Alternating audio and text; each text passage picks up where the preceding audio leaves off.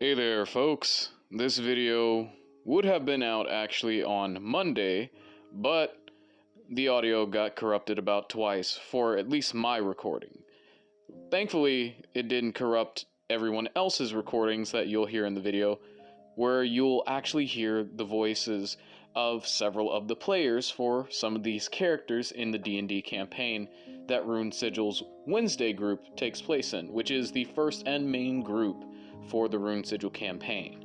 It is the furthest along and it is the most developed group. Nonetheless, this is going to be a video that is going to essentially recap the beginning first session, and each video of this kind will recap each of the sessions that followed up until we get you caught up to about where everyone is in the story currently. Over time, you'll see the other groups for Rune Sigil's campaign stories be woven in with them so that you can have a general understanding of several of the overarching things that are happening in the story that all connect each group together. Nonetheless, let's get started. This is the beginning of our story with our heroes. It starts on a very rainy day. Our heroes were tasked with helping a client get his children all back together under one roof so that he could wish them all goodbye in his last moments. Our groups were separated and sent off into different major nations where each of the children had went off and set up their own businesses. Nonetheless, each group that found one of the children sadly could not save them, as each of the children met a quick and deadly end. And this group was no different. Having watched as they were kidnapped by pirates and beaten unconscious and dragged upon a ship, their client lay dead, and they now all awoke in a strange cell. As they all came to, the first one to speak was that of Oranos, the equerry from Gashgava. He had lost his family. They were not dead, but all imprisoned. He sought the adventurer's life to free them, and now, only a year into that goal, he finds himself locked in a chamber with many of his allies, captured by pirates and most likely going to be sold into slavery. So, as his mind finally came to, he muttered these words. Gods, where are we? Wait. I remember flashbangs and gunshot. Oh, no, the client! They were shot! After getting their bearings and realizing their predicament, the group huddled around and quietly, after realizing that there was a guard outside of their cell door, keeping watch over them and somewhat paying attention to what was going on in there, but busy also trying to fall asleep as he had been awake for quite some time and they could tell. The group had started to begin discussing amongst themselves a way of freeing themselves and getting their way out of here. None of them really had any innate magic that they could use to force their way out. But the bees, being a Pancaneer from the nation of Mazavir, where those of the draconic blood are varied and also plentiful, had a few innate spells due to his blood that he could call upon. And as the smartest person in the room, or at least one of the smartest people in the room, outside of Arlo, the master gunslinger, who also was pretty skilled when it comes to understanding strategy, tactics, and proper weapon and armor maintenance. Eventually, their voices became the loudest, but the bees had an idea that outwitted all of the other ones prior, and looked like probably the one that could, even if it failed, get them enough information about things on the outside of the cell that could help them be free. And so, timidly at first, but ultimately gaining the courage to speak for himself and put his idea out there to help his friends, DeBees spoke, and this is what he said. Guys, I have an idea. I have a raven familiar that I can fit through the bars. It could sneak around and see if, if someone has like the keys to the lock, and we could steal it, and we could free ourselves. In that moment, DeBees called upon the mighty dragon blood that flowed through his veins as a proud Pancaneer who descended from the last of dragon kind before it went extinct 2 million years ago. He was able to innately cast Find Familiar, conjuring into existence his raven familiar bound to the soul of a celestial. He sent it forth through the bars, hopping around sneakily between and behind boxes and other cargo, where it actually for a while was rolling really, really well on its stealth checks. It made its way all across the bottom deck of the ship where they were being held, and noticed that there were at least 3 to 4 pirates down there keeping watch on them, one of which was the one at the door. And then, as it continued on forward, up the second set of steps, the mid part of the ship, it was able to get about almost all the way to the steps that led up to the top deck of the ship itself before it was spotted and ultimately fired upon.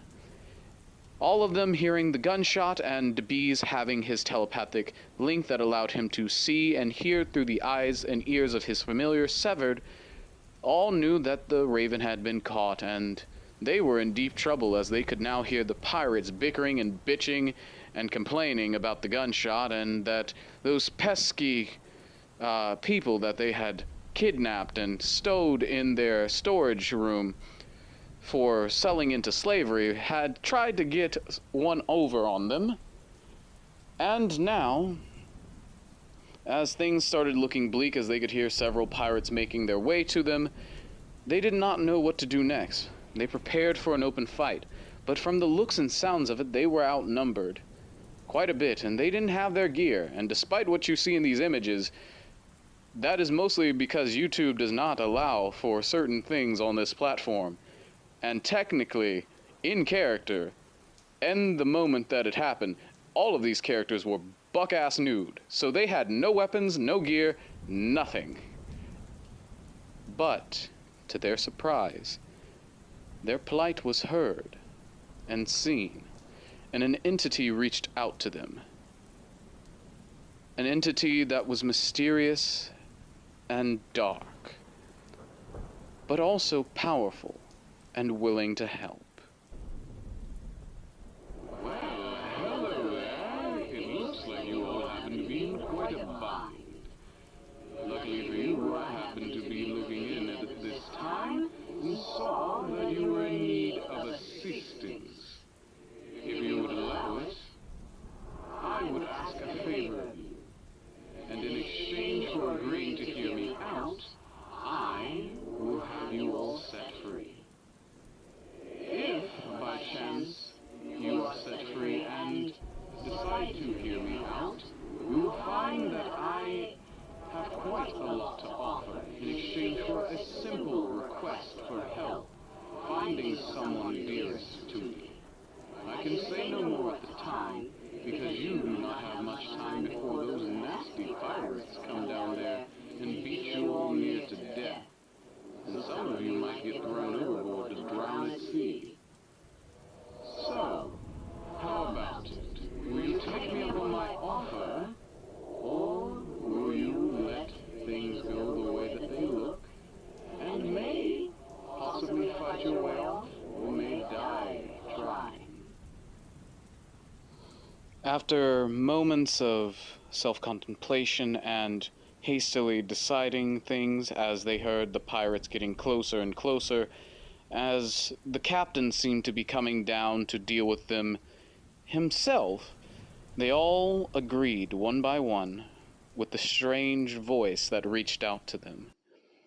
And once they were all in agreement, only a few seconds went by, before they heard it. The impact that rocked the ship tossed them violently towards the wall, and soon they heard, as screams could be noticed from the top deck. Not the sound of people being flung overboard from the rocking of the ship, but a massacre. Spell and sword, making beautiful songs of death, is what they could hear all the way from down here as people screamed and begged for their lives, each snuffed out only in a matter of seconds. It didn't take long, despite how much it felt like an eternity. Only in the span of about 2 minutes, they could hear as each and every last member of the pirate crew was brutally and mercilessly slaughtered. Even the man at the door, who begged for his life after watching his captain be slain in front of him, he was put down like a rabid dog, without thought or care. And soon, worried and afraid to be next, the others questioned whether this was the right choice. But as they began to question internally, the door was ripped off of its hinges, and they were allowed to come outside. And that is where they saw him, face to face, the man who had saved them. He was awful and beautiful, all at the same time. Hello there. I'm sorry about the mess. As you can see, I got carried away. Please forgive me. I would like to introduce myself. I am Musashin Talia, champion of the Dark One. My lord has said that you requested aid, so he sent me. Now that you are free of these pirates that wish to take you and sell you into slavery, the ship is yours. I have been tasked with taking you to the nearest city that is safe, which is the city of Tusa in the country of La Losa. It is only a few hours from here. We could get there before nightfall. I suggest looking through the ship and finding anything of worth, including your gear. You seem to be rather bare of it at the moment.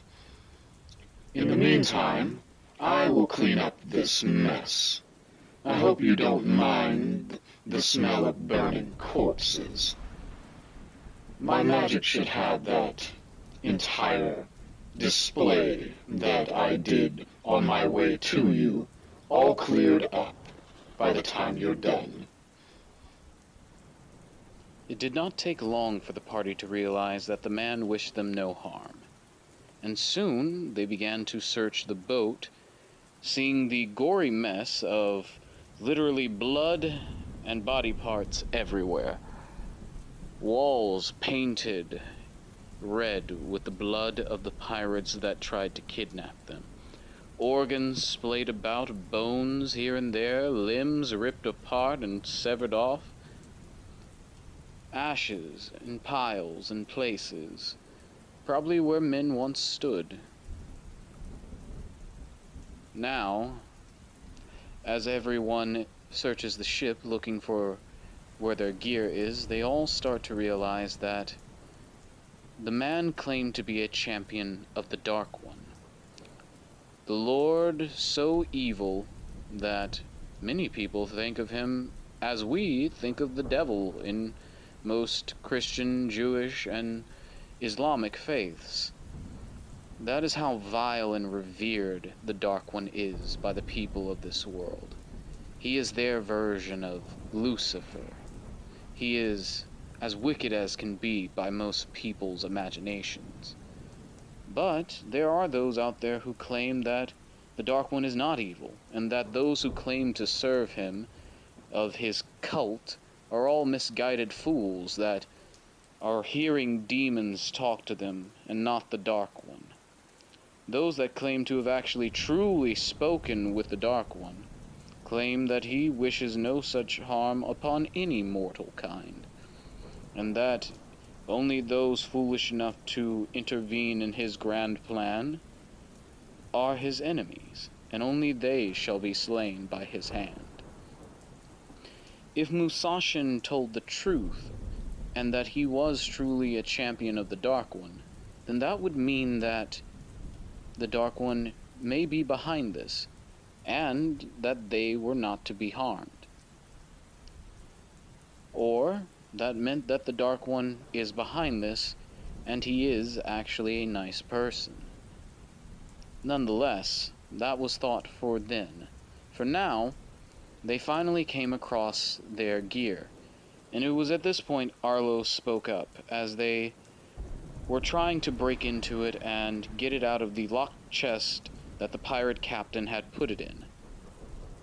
And as Arlo fiddled around trying to pick the lock, ultimately deciding to just break it with a nearby pistol that he found, even though it was nowhere near as good as the guns he had on him in this chest most likely, he said to himself and to the others that could hear him, Guys, I think I hate pirates as much as I hate corporate jackasses. Now, where are my guns? with a quick bang from the flintlock pistol that he had grabbed. It definitely broke the lock on the chest and even punctured a hole straight into the chest itself. Arlo opened it up, sadly not to find his guns, but find the key that led to the other chest on the opposite side of the room that most likely did hold his guns. But he did find his armor, and the armor of his allies. If nothing else, this pirate captain had seemed to separate the armor from the weapons, and left the key to the armor's chest in the weapons chest most likely, or on himself, while keeping the key to the weapons chest in this chest. It was convoluted and crazy and dumb, but no one could understand the mind of a crazy pirate man who wants to sell people into slavery. So instead, Arlo and his friends put on their armor and then took the key and unlocked the chest to the weapons chest, where Arlo grabbed his guns, and the pale, dark-haired elf man smiled, now being reunited with his pistols, his many, well-kept and pristine pistols. And everyone else, of course, got their gear, and as the group all now had all of their things back, components, basic stuff, armor, weapons, everything, they finally felt better, being able to feel like they could take on almost anything. And it was at that moment that they walked out of the room and saw that the ship was pristine and beautifully clean, and Musashin was waiting at the bow of the ship, looking out at the ocean, with the city of Tusa off into the distance. They could get there within the next 2 to 3 hours, most likely, from this distance. And that sight set many of them at ease, knowing that they were safe and they were free. However, that feeling did not last long before DeBees realized that he is technically banned from re-entering La Losa unless he pays off a very steep fine.